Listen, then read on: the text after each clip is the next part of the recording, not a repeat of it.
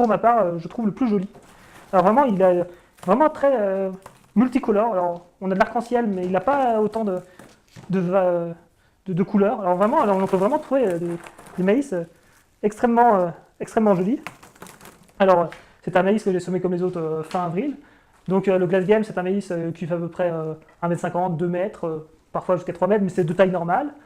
C'est un maïs parfois qui a tendance parfois à un petit légèrement taler, c'est-à-dire comme un peu les céréales, comme le blé. La racine va sortir au début de développement, elle va se diviser en plusieurs tiges.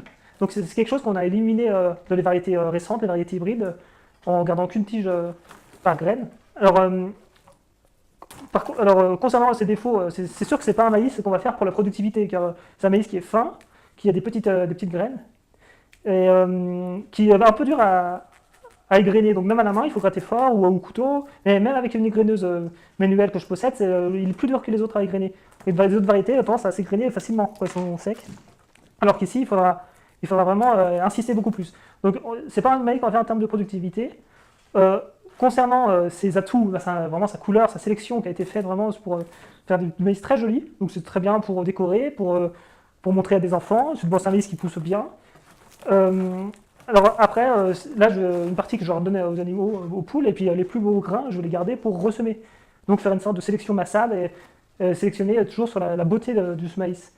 Donc voilà pour un maïs doux qui est très joli, qu'on peut ressemer d'année en année, car ce n'est pas une variété hybride, c'est une variété qu'on peut garder. On achète une fois le sachet de graines et chaque année on ressème ses semences. Voilà.